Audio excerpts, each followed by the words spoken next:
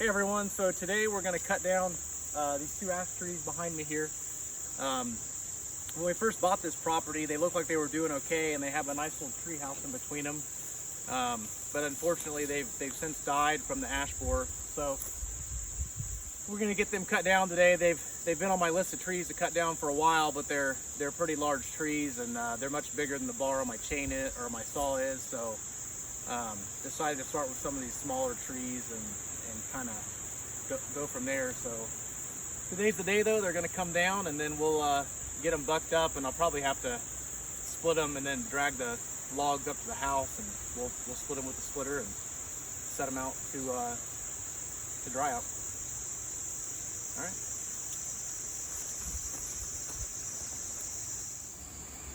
All right, so here are these trees I'm talking about. They're just two big ash trees, and they're pretty big. The limbs have been breaking off for a while now, and in fact there's one over on the other side that's pretty large that's fallen off. So today's task is going to be getting these two cut down. I doubt I'll get them bucked today, but at least kind of get them cut out of this trail we have going over to our campsite, just so we can still come through. But that's them. They're pretty big. We'll walk over here and take a look at the trunk on these things. They're a lot wider than my bar is long, so I'll likely have to do a plunge cut to get rid of them. And you can see they kind of swell out toward the base where the roots are, so that's going to make it a little bit more difficult. But the good news is the tree's already leaning pretty much right where I'd want it to fall anyways, so shouldn't be too bad. We'll get some of these smaller trees cut out and cleared out and go from there. And you can see at one point the people who owned this house before us tried to build a tree house up in there, and it's just falling apart. And we had plans to rebuild the tree house for the kids, but these two ash trees died, and I just don't feel comfortable building off of these trees with them being dead. So we're just gonna go ahead and cut them down and maybe find some other trees in the future we can use to build a tree house on. So I'll set the camera up and get a good little video of me cutting these trees down. All right, so I'm gonna show you guys some of the gear I use here. A lot of times when I'm cutting down smaller trees, I'll use like earmuffs or something. But since this tree's bigger and it's got a lot of limbs, I'll be wearing my helmet today. So when I do that, I typically wear just like these quick little earplugs. Right here, I have my chainsaw chaps. And these basically make it to where, you know, if the saw bucks or kind of gets out of my hands and goes through my legs. There's a lot of fibers in here that follow around the chain and get stuck, caught up in it, and it locks the chain up so it stops cutting. So obviously so it doesn't cut into your leg. So I'll wear these typically anytime I'm running the saw, just because, you know, you never know. A chain can buck on small stuff and big stuff all the same.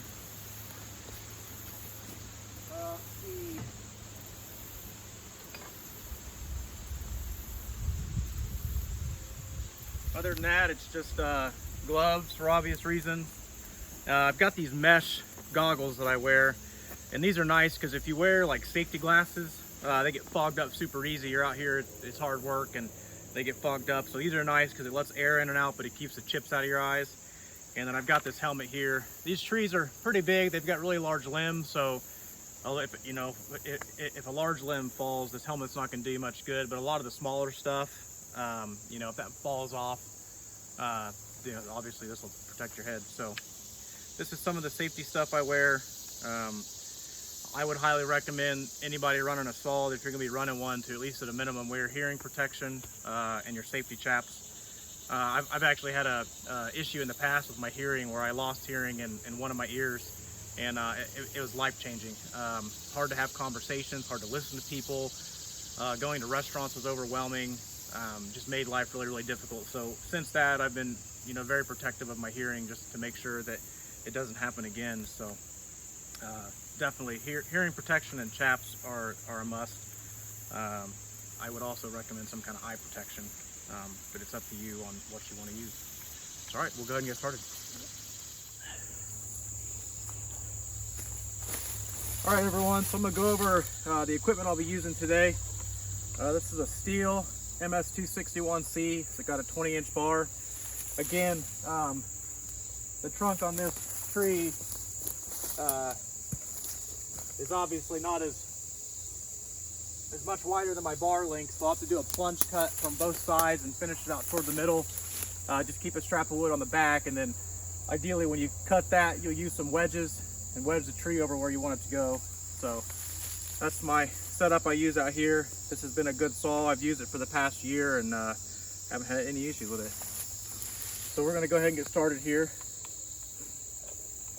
Choke the saw.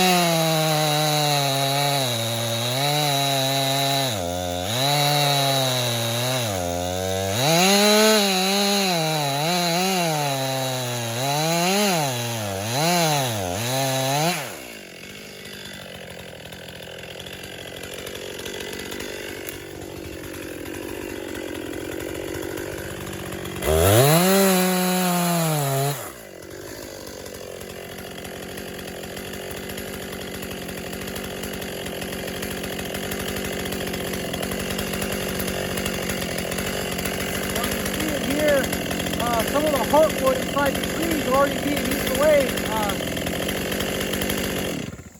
So you can see inside the tree that some of the heartwood's already been starting to be eaten away in here.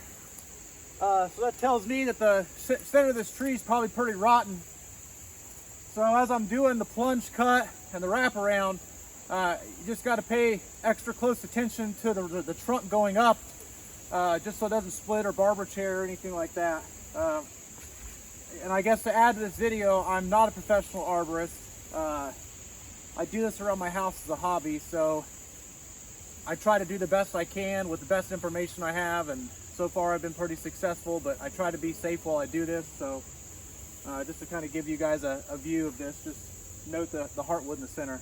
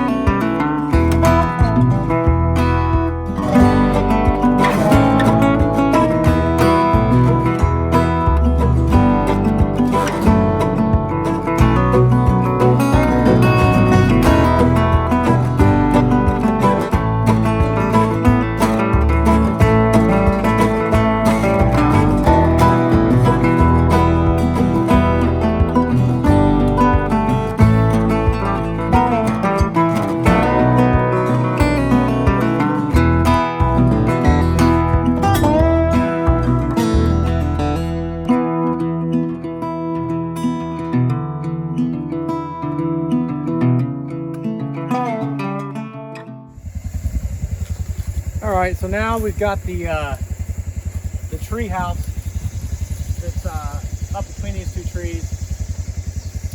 I thought for sure the weight of the tree would pull it down, but that's not the case. It just doesn't have enough weight on that axis yet. So I'm gonna throw the winch around this on the four-wheeler and try to pull that tree house down the opposite direction, and then hopefully the tree will fall at that point.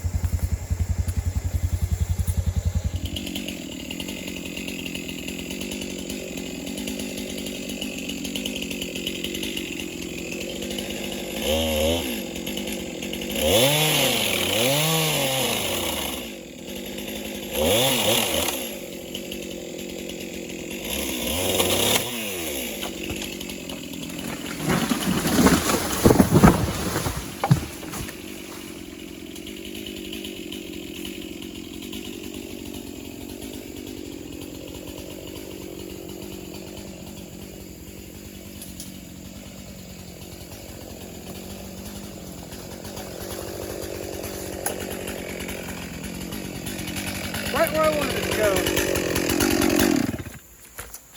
Show you guys real quick. Take these earplugs out. All right, so you can see right over here. Remember when I told you about the heartwood in the tree? Well, take a look. That dude was dead for sure. So all that center wood right there is the heartwood of the tree. And you can see where those ash borers and ants and everything else, man, they just get in there and they go to town on these ash trees, and that's what kills them. So this is a big dude. He came down right where I wanted him to. Right over there by the creek. So one tree down, one more to go. I need to get that dude cut down here at some point. I don't know if I'm gonna do it today or not. I gotta clear this guy out and get the path clear, because we and then our neighbors use these trails a lot. So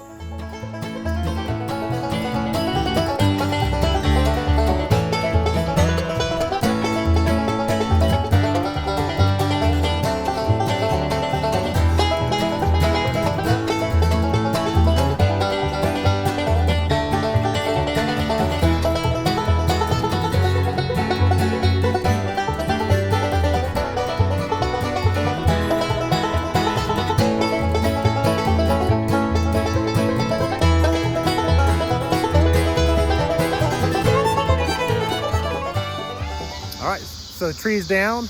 You can see it there behind me, kind of right there, the top of it, and then all the pieces that broke off. And I kind of wanted to follow here toward the creek, because when the top of these ash trees hit the ground, they just explode, and it leaves a huge mess that typically takes a ton of time to clean up. And Ethan hasn't developed a super strong work ethic yet to help me for prolonged periods of time moving brush, and so easier I can make it on myself, the better. So a lot of this brush just lay here in the creek bed, and then that'll